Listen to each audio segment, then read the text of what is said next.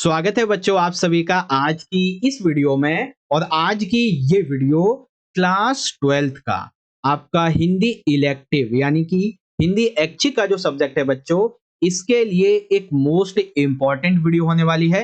क्योंकि आज की इस वीडियो में हम एक most important sample question paper को लेके आए हैं, जिसे बहुत अच्छी तरह से इस वीडियो में हम सॉल्व करके समझेंगे। ठीक है, बेसिकली देखो बच्चों, आज के इस सैंपल क्वेश्चन पेपर से आपकी एक ही साथ में दो एग्जाम की तैयारी होने वाली है। जी हाँ बच्चों, सबसे पहली बात तो ये, जैसा कि आपको पता है कि आने वाले एक दो दिनों में ही यानी कि 19 दिसंबर को आपका हिंदी इलेक्टिव का प्री बोर्ड का एग्जाम होने वाला है। ठीक है, तो ये सैंपल पेपर आपके प्री बोर्ड एग्जाम के लिए बहुत ज्यादा इंपॉर्टेंट है। साथ ही आपका हिंदी का जो सीबीएसई का बोर्ड का एग्जाम है, ठीक है, 2024 में इसकी डेट शीट आ ही चुकी है, जिसके अकॉर्डिंग 19 फरवरी को आपका पहला बोर्ड का एग्जाम है जो कि हिंदी इलेक्टिव का ही है। तो ये सैंपल पेपर आपके board exam plus pre board दोनों के लिए ही बहुत ज्यादा इंपॉर्टेंट है। इसीलिए बस एक ही रिक्वेस्ट है कि वीडियो को कंप्लीटली एंड तक देखना, हर एक क्वेश्चन बहुत अच्छी तरीके से आपको समझा दिया जाएगा। ठीक है बच्चों, तो आ जाइए शुरुआत करते हैं। सबसे पहले पेपर के पैटर्न को देखेंगे, फिर आगे बढ़ेंगे। देखिए, पेपर जो है वो आपका 3 घंटे का आएगा और ये 80 नंबर का आएगा। पेपर के अंदर आपके दो खंड होंगे। सबसे पहला रहेगा खंड आ, जिसके अंदर वास्तुपरक यानी कि बहुविकल्पीय प्रश्न होंगे।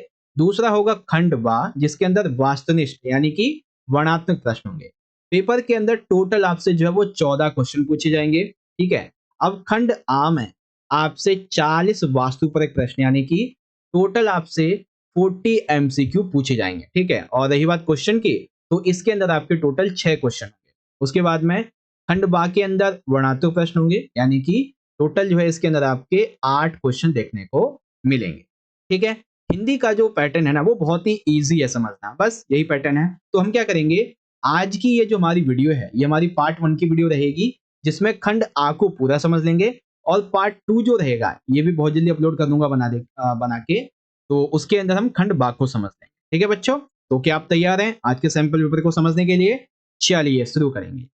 देखिए, सबसे पहला जो है वो खंड आ यहाँ से स्टार्ट हो जाता है, जिसमें हमारे वास्तुपरक यानी कि एमसीक्यू वाले जो क्वेश्चन है वो स्टार्ट हो जाएंगे। सबसे पहला क्वेश्चन देखिए क्या है कि निम्नलिखित में जो गद्यांश आपको दिया गया है इससे ध्यानपूर्वक पढ़ना है, और ये आपके 10 नंबर के एमसीक्यू यहाँ से पूछे जाए।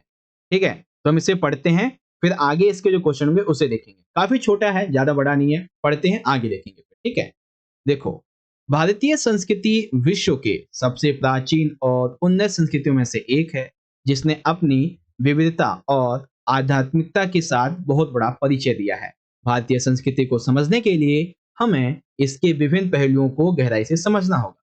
भारतीय संस्कृति का मूल आधार आध्यात्मिकता है। ठीक है, देखो कुछ पॉइंट जो होते हैं ना आपको लगता है इंपॉर्टेंट है, तो आप उसको वहां से ऐसे अंडरलाइन कर लिया करो।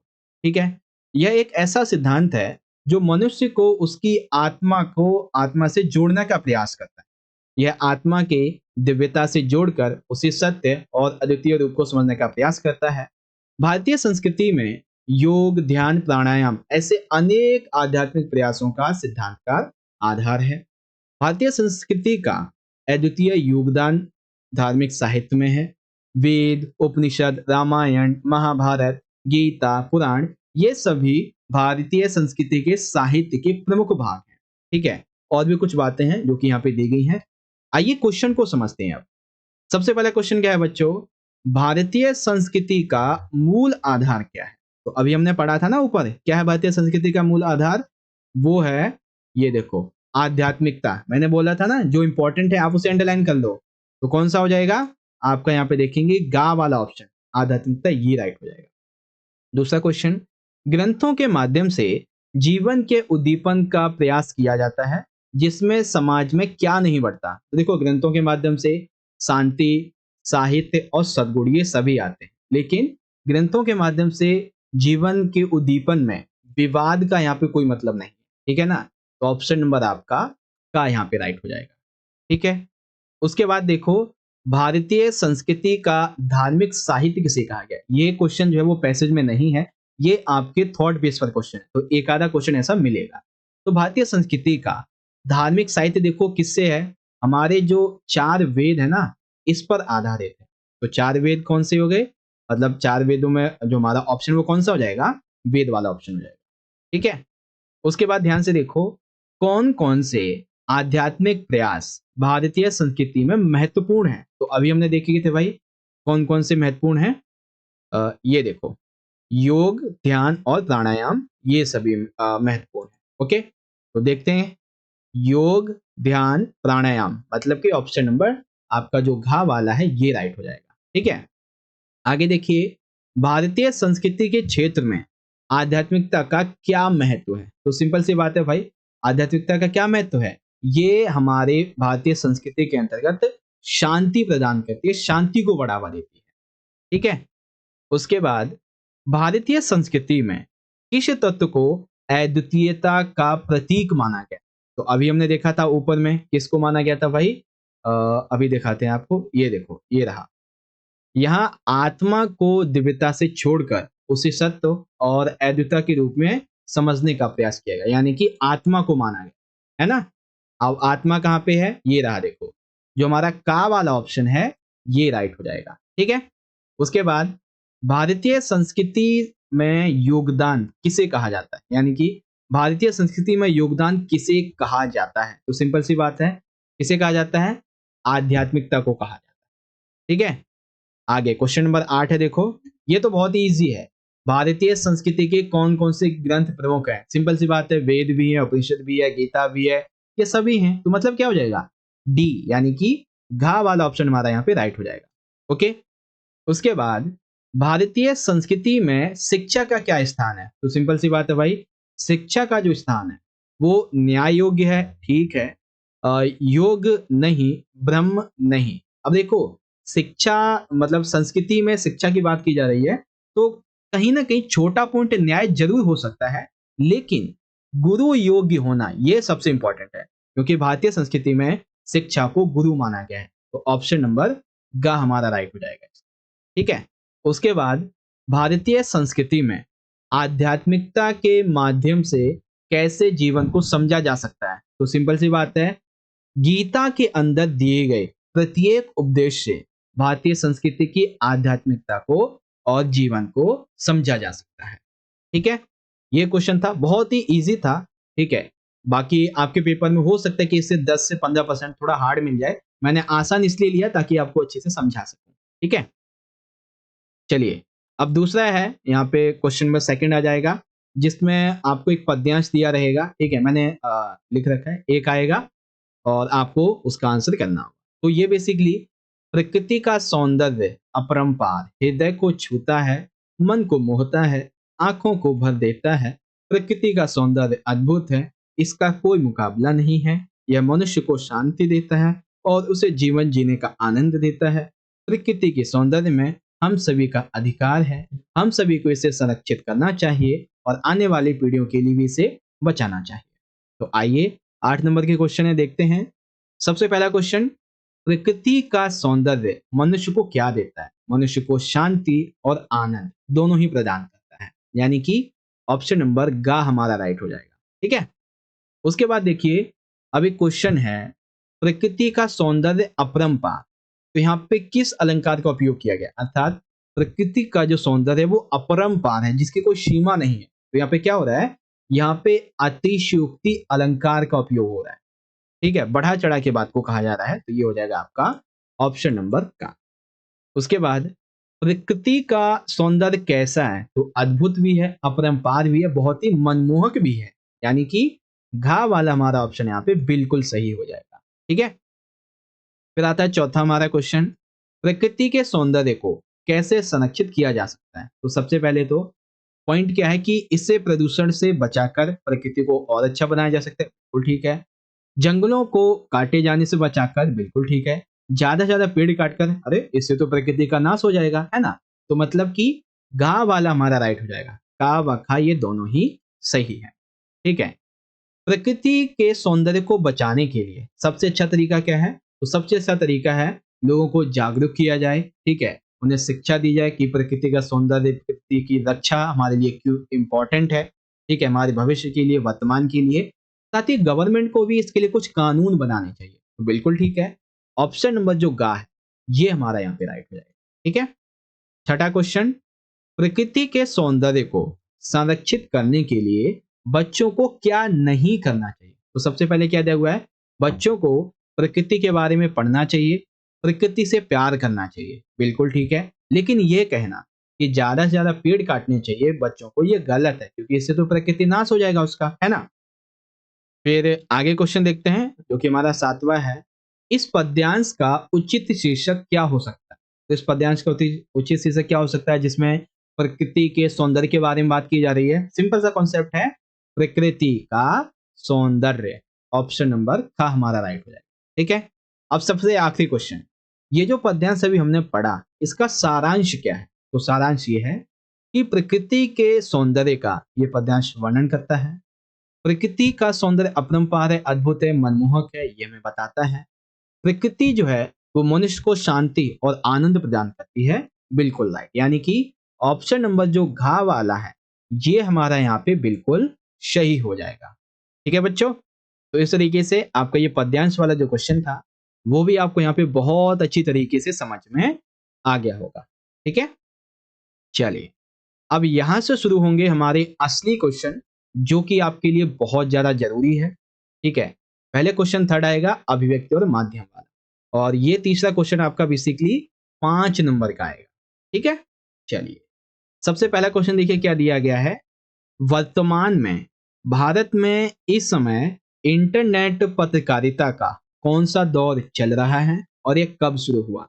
ठीक है, तो देखो भारत में इंटरनेट पत्रकारिता का वर्तमान में जो दौर चल रहा है वो है सेकंड। ठीक है, और ये चल रहा है बच्चों 2003 से, यानी कि जो गा वाला ऑप्शन है ये हमारा राइट हो जाएगा। लेकिन अगर पेपर में ये पूछा जाए कि भारत में इंटरनेट पत्रकारिता का प्रथम यानी कि पहला दौर कब शुरू हुआ था, तो बता देंगे कब हुआ था, 1993 में।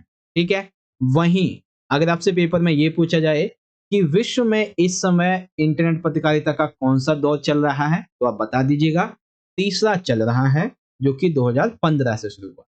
ठीक है, तो ये आप जरूर बताएंगे। ठीक है बच्चों, तो एक ही क्वेश्चन के अंदर देखो आपकी 3 क्वेश्चन की तैयारी हो गई। ओके, चलिए अब देखिए सेकंड क्वेश्चन क्या है यहाँ पे, वॉच डॉग पत्रकारिता इसका क्या अर्थ है ये आपको बता। तो देखो वॉच डॉग पत्रकारिता कौन सी होती है, इसके अंतर्गत किसी भी विभाग के काम काज पर पैनी नजर रखी जाती है, और यदि वो कोई भी घोटाला करते, कोई भी गड़बड़ी करते, कोई भी गलती करते हैं तो उसको उसका पर्दाफाश किया जाता है। ऐसी पत्रकारिता को हम वॉच डॉग पत्रकारिता बोलते हैं, यानी कि एकदम कुत्ते की तरह पैनी नजर होनी चाहिए किस पे, सरकारी कामकाज पे या फिर किसी भी विभाग के कामकाज पे, और जैसे ही लगे कि थोड़ा सा घोटाला कर रहा है या थोड़ी सी गड़बड़ी कर रहा है या थोड़ी सी गलती कर रहा है, बस वैसे में उसका पर्दाफाश करो और जनता के सामने लेके आओ, इसको बोलते हैं वॉच डॉग पत्रिका। ठीक है, चलिए क्वेश्चन नंबर थर्ड जो है, भारत में किस ग्रंथ की कहानियां लोकप्रिय हैं? भाई देखो जब आप 5वीं से लेके 8वीं तक में रहे होंगे तो आपको ये कहानियां पढ़ने के लिए बहुत ज्यादा दी जाती होंगी जब आप लाइब्रेरी में जाते थे। ठीक है, तो ध्यान से देखो, क्या आपको स्कूल में कभी गीता या कभी महाभारत जैसे महाग्रंथ पढ़ने को दिए गए होंगे 5 से 8वीं तक? नहीं दिए गए होंगे। अब यहाँ पे बचता है कादम्बरी और पंचतंत्र। तो कादम्बरी आपने बहुत कम सुना होगा, लेकिन पंचतंत्र के बारे में आपने बहुत सुना होगा, जो कि बच्चों के लिए काफी मनोरंजन शिक्षा प्रिय कहानियां होती हैं। तो कौन सा राइट है, बाद में किस ग्रंथ की कहानी लोकप्रिय है सबसे ज्यादा? पंचतंत्र की। ऑप्शन नंबर खा राइट है। देखो कुछ क्वेश्चन पता है कैसे होते हैं, इसका आंसर आपको क्वेश्चन के अंदर ही मिल जाएगा, ऑप्शन के अंदर मिल जाता है। ठीक है, चलिए अब ये जो आपका क्वेश्चन नंबर 4 है, इसके तहत आपके एक ही बार में 4 से 5 क्वेश्चन की तैयारी बहुत अच्छी तरीके से हो जाएगी। ठीक है, ध्यान से समझिएगा। निम्नलिखित कथनों पे विचार कीजिए। सबसे पहला कथन, जनसंचार के आधुनिक माध्यमों में मुद्रित यानी कि जो प्रिंट माध्यम है ये सबसे पुराना माध्यम है। बिल्कुल सही बात है भाई, वर्तमान में जो हमारा ये जनसंचार का माध्यम है मुद्रित यानी कि प्रिंट माध्यम, ये सबसे पुराना रहा है। बिल्कुल ठीक है। दूसरा, इस प्रिंट माध्यम के अंतर्गत समाचार, पत्र, पत्रिकाएं ये सभी आती हैं। बिल्कुल ठीक है। मुद्रण का जो प्रारंभ हुआ था ये कहां से हुआ था? चाइना से हुआ था। ठीक है, उसके बाद चाइना से कहां चला गया ये? जर्मनी के गुटेनबर्ग ने सबसे पहला छापाखाना मुद्रण माध्यम के लिए खोला था। बिल्कुल ठीक है। और जहां पे सबसे पहले इसने क्या छापा था? सबसे पहले इसने बाइबल, क्या छापा था? बाइबल छापी थी। इसके कुछ 150 से प्लस इसने प्रतिलिपियां छापी थी। ठीक है। भारत में 1556 में सबसे पहला गोवा में छापाखाना खोला गया। ये भी बिल्कुल राइट है। ठीक है। तो अब अगर आपसे पेपर में चाहे कोई सा भी क्वेश्चन आ जाए, लाइक कि कौन सा आधुनिक माध्यम है जो कि सबसे पुराना है, तो मुद्रित है, इसके अंतर्गत ये आता है। सबसे पहले मुद्रण कहाँ शुरू हुआ था? चाइना में। फिर कहाँ पे? जर्मनी में। ठीक है। या फिर ये पूछा जाए कि सबसे पहला छापाखाना कहाँ खोला गया था, तो जर्मनी ने। किसने खोला था? गुटेनबर्ग के कुछ सदस्यों ने मिलकर। भारत में सबसे पहला छापाखाना कब खोला गया था, तो बता देंगे 1556। ठीक है। कहाँ पे? तो गोवा। तो इस प्रकार से आपको ये बहुत सारे क्वेश्चन पता चल गए। अब मतलब क्या हुआ, यहाँ पे हमारा जो ऑप्शन नंबर घ रहेगा ये बिल्कुल राइट हो जाएगा। ठीक है। एक छोटा सा क्वेश्चन हो रहा है, नाटक का सबसे जरूरी और सशक्त माध्यम है, यानी कि नाटक जो है वो क्यों आखिर सबसे ज्यादा जरूरी है? क्यों आखिर किस लिए वो इंपॉर्टेंट है सबसे ज्यादा? क्या वो मधुर आवाज के लिए जाना जाता है? नहीं। क्या वो अपनी भाषा के लिए जाना जाता है? नहीं। क्या वो पर्दा होता है नाटक में इसलिए जाना जाता है? नहीं। नाटक जो है वो संवाद का सबसे जरूरी और सशक्त माध्यम होता है, ये इसीलिए जाना ही जाता है। जैसे रामलीला होती है तो वो एक तरीके का नाटक ही तो है, उसमें क्या है, संवाद ही तो होता है एक तरीके से, है ना? ये चीज होती है। तो ये आपके कुछ क्वेश्चन थे जो कि आपको पता चले एमसीक्यू वाले, अभिव्यक्ति और माध्यम से संबंधित। चलिए, अब बारी आती है हमारी अंतरा भाग 2 पाठ्य पुस्तक से संबंधित। तो क्वेश्चन 4 जो है वो आप यहाँ पे देख सकते हैं। ये मलिक मोहम्मद जायसी के उससे लिया गया है, आई थिंक, है ना? हाँ, उन्हीं से लिया गया है। चलिए ध्यान से देखते हैं। तो अघन देवस घटानिशिवाड़ी दूबर दुख जो जाय की मिकाड़ी, मतलब ये कविता है ना? आप यहाँ से इसे पढ़ना, मैं क्वेश्चन बताता हूँ। क्वेश्चन देखिए, सबसे पहला क्या है? उपरोक्त पंक्तियों में कवि तथा कविता की पहचान कीजिए। तो कवि मैंने आपको बता ही दिया अभी, मलिक मोहम्मद जायसी जी थे। और इनकी कविता कौन सी है? इनकी कविता का नाम है बच्चों बारहमासा। क्या है? बारहमासा। तो ऑप्शन नंबर यहाँ पे गा जो है ये राइट हो जाएगा। ठीक है। उसके बाद नायिका, यानी कि जो क्या नाम है, नागमती। ठीक है। ये किसके विरह के समान हो गई? अर्थात वो अपने पति, उसके जो परदेश गए हुए हैं, ठीक है, वो उसके विरह में कैसी हो गई है? क्या वो जर्जर हो गई है, फूस के समान हो गई है, सूखी लकड़ी की तरह हो गई है, या शंख की तरह हो गई है? अब बच्चों को यहाँ पे डाउट हो जाएगा, शंख का तो कोई मतलब नहीं बनता, जर्जर तो हो नहीं सकता, फूस या फिर लकड़ी हो सकता है, लेकिन आप यहाँ पे सब गलत हो, क्योंकि नायिका विरह में शंख के समान हो गई थी। ठीक है। ये लिखा हुआ है आपकी किताब में, किसके समान हो गई थी? शंख के समान। तो ऑप्शन नंबर का हो राइट है। ठीक है। कई बार ऐसा भी होता है कि हमें लगता है कि ये इसमें से ये हो सकता है, ये हो सकता है, लेकिन उन दोनों में से कोई नहीं होता, ऐसा क्वेश्चन भी आ जाता है। ठीक है। तीसरा क्वेश्चन, नागमती की विरह दशा के बारे में सही नहीं है। तो देखो, नागमती की विरह दशा के बारे में सबसे पहला पॉइंट ये कि उसके जो पति हैं वो परदेश गए हुए हैं। तो एमसीक्यू एक ये आ सकता है कि उसके पति कहाँ गए हैं, तो आपको बताना होगा परदेश गए। नागमती अपने पति के वियोग में लकड़ी, देखा ना, आगे आंसर लकड़ी की जगह क्या आ जाएगा? शंख आना चाहिए, है ना? तो ये कट गया, यानी कि खा जो है ये इसका राइट आंसर हो जाएगा। नागमती को इस ये जो 4 महीने होते हैं, ठीक है, ठंडियों के, उसमें ये साज श्रृंगार बहुत ही दुख के समान लगता है। इन ठंडियों में नागमती को ये जो ब्रह रूपी अग्नि है, बिछड़ने वाली जो अग्नि है, वो अंदर ही अंदर उसे जला रही है। ठीक है। तो आपका का, गा और घा ये तो राइट हो गए। खा वाला जो ऑप्शन है ये आपका यहाँ पे रॉन्ग हो जाएगा, नागमती की विरह दशा के बारे में। क्वेश्चन नंबर 4, जरे विरह ज्यों दीपकवात। ध्यान से देखिए, जरे ज्यों दीपकवात। तो इसमें अलंकार कौन सा है? इसमें अलंकार है बच्चों उपमा। ठीक है, क्योंकि यहाँ पे उपमा की उपमेय से तुलना की जा रही है। ठीक है। जिस प्रकार से एक दीपक की बाती जल रही होती है, ठीक है, विरह में, उसी प्रकार से नागमती अपने पति के परदेश जाने की वजह से इन ठंडियों में विरह रूपी अग्नि अग्नि में अंदर ही अंदर जल रही है। ठीक है। तो तुलना की गई है, यानी कि उपमा आ जाए। अब आता है अभिकथन। ध्यान से देखिए, अभिकथन एक क्या कहता है? नागमती के लिए अगहन मास कुछ राहत नहीं देता क्योंकि उसके पति परदेश गए हुए हैं। कारण, नागमती के लिए बाहर कितनी भी ठंड क्यों ना हो, परंतु विरह की अग्नि उसे अंदर ही अंदर जला देती है। बिल्कुल सही। यानी कि ए और आर दोनों सही है और आर ए की सही व्याख्या करता है। ठीक है बच्चों, तो ये आपका हो गया क्वेश्चन नंबर 4, जो कि आपका कविता वाला था। ठीक है, चलिए अब ये जो आपका पांचवा दिया गया है, ये दिया गया है बेसिकली आपकी जो कुटज वाला चैप्टर है उससे। ध्यान से देखिए, दुख और सुख तो मन के विकल्प है, सुखी वही जिसका मन वश में हो। ठीक है, जो इंपॉर्टेंट लगे अंडरलाइन कर लेना। दुखी वही जिसका मन परवश में हो। परवश होने का अर्थ है खुशामद करना, दांत निपोड़ना, चटुकारिता, हुजूरी करना। जिसका मन अपने वश में नहीं है वह दूसरे के मन का छंदावर्तन करता है, उसके मन को परिवर्तित करना चाहता है एक तरीके से। अपने कुछ पाने के लिए वह मिथ्या आडंबर रचता है, दूसरों को फंसाने के लिए जाल बिछाता है। ऐसे लोग सदैव दूसरों को फंसाने, नीचा दिखाने के लिए चाल चलते हैं। कौन लोग? जो जिनका मन परवश में होता है, दूसरे के वश में होता है। ठीक है, वे अपने दोषों को छिपाने के लिए दूसरों के दोष निकालते हैं। लेकिन कुटज जो पेड़ है वो इन सभी मिथ्याचरों से मुक्त है। ठीक है, वह वशी है, वैरागी है। राजा जनक की तरह संसार में रहकर संपूर्ण भोगों को भोग कर भी उनसे मुक्त है। आइए क्वेश्चन को देखते हैं। पहला क्वेश्चन, उपरोक्त पंक्तियों में संसार के मिथ्याचरों से कौन मुक्त है? तो मिथ्याचरों से कौन मुक्त अभी देखा था हमने। देखो, कुटज इन मिथ्याचरों से मुक्त है, देखा था ना हमने। तो कौन सा हो जाएगा?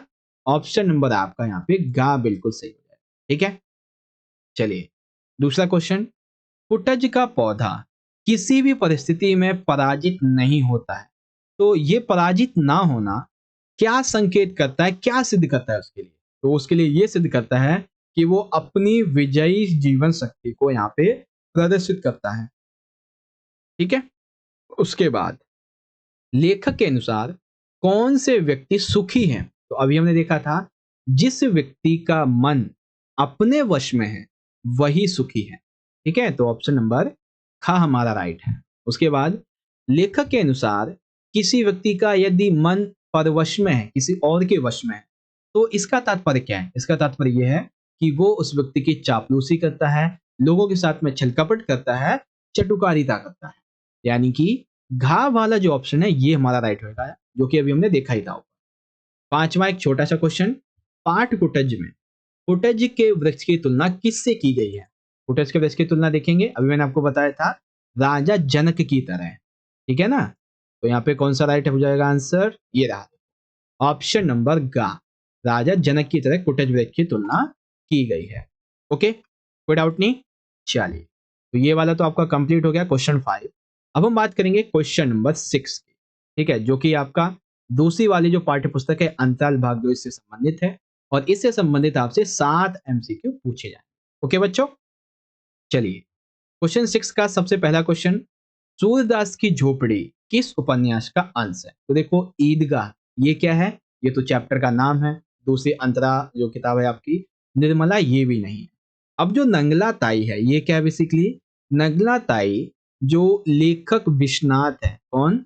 लेखक विश्वनाथ। ठीक है, इनकी, अरे ये तो नाम कट गया यार, इसको सही करते हैं। देखो देखो, नंगला ताई जो है आपकी अंतराल जो किताब है उसमें जो दूसरा चैप्टर है विस्कोहर की माटी, उसके लेखक है विश्वनाथ। तो ये उनके बेसिकली एक आत्मकथा का नाम है। ठीक है, अब बचता है रंगभूमि।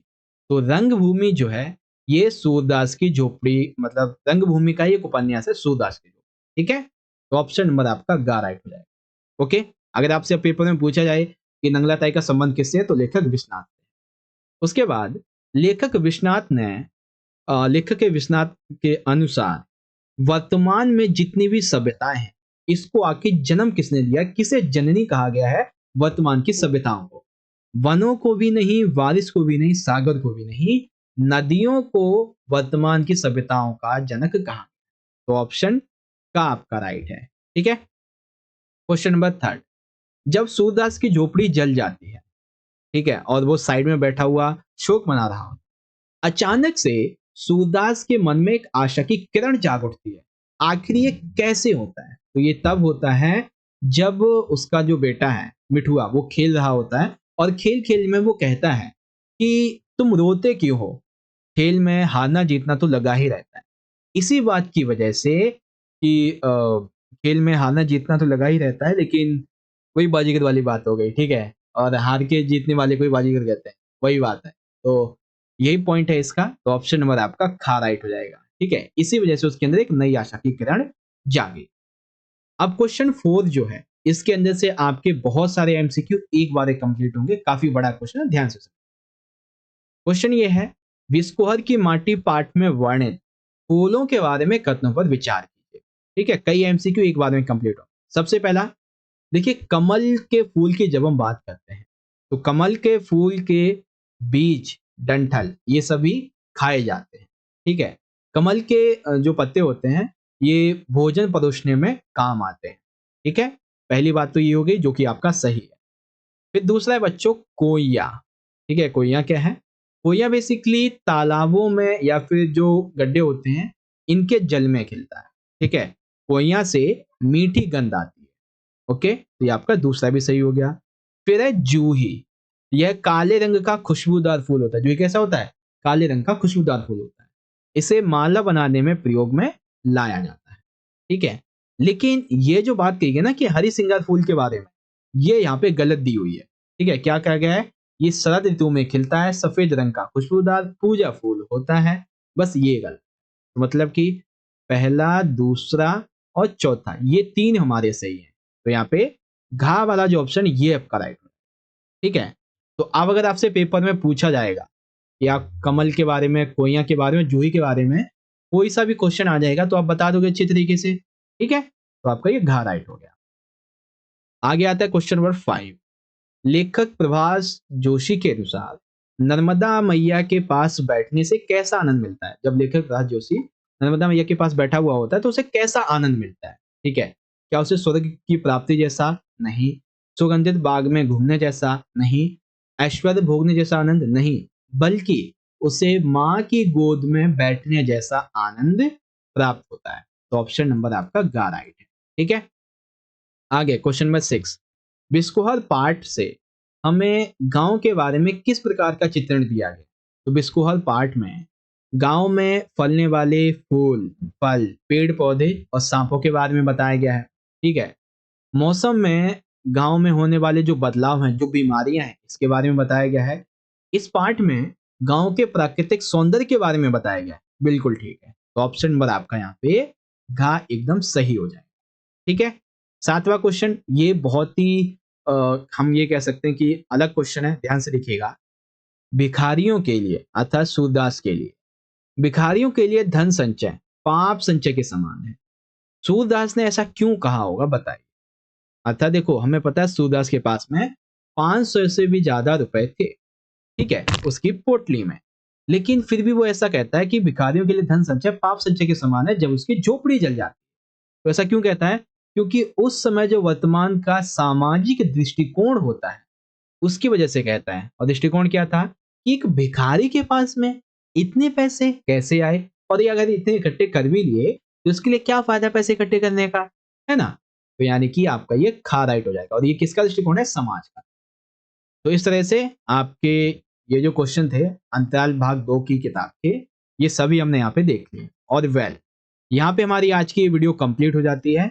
अब जो हमारा रहेगा वो आएगा आपका खंड नंबर 12। ठीक है, खंड 12 रहेगा और इसकी जितने भी क्वेश्चन होंगे वो हम पार्ट 2 की वीडियो में समझेंगे। पार्ट 2 की वीडियो बहुत जल्दी आ जाएगी। और साथ ही अगर आपको ये वीडियो अच्छी लगी हो, ठीक है, इस वीडियो को आप ज्यादा से ज्यादा लाइक कर देना। ठीक है, क्योंकि आपका एक लाइक हमें बहुत मोटिवेशन देता है बच्चों ऐसी वीडियोस को बनाने के लिए। साथ ही अपने सभी दोस्तों के साथ में ज्यादा से ज्यादा शेयर कर देना इस वीडियो को, ताकि वो भी अपने प्री बोर्ड और बोर्ड एग्जाम की तैयारी को अच्छा बना सके। मिलते हैं आपसे बच्चों पार्ट 2 की वीडियो के अंदर। लिंक आपको आई बटन में और वीडियो के डिस्क्रिप्शन में मिल जाएगा। तब तक के लिए आप थोड़ा सा वेट कीजिए, आती है वीडियो बहुत जल्दी। मिलेंगे नेक्स्ट वीडियो में। बहुत बहुत धन्यवाद। जय हिंद, जय भारत, वंदे मातरम।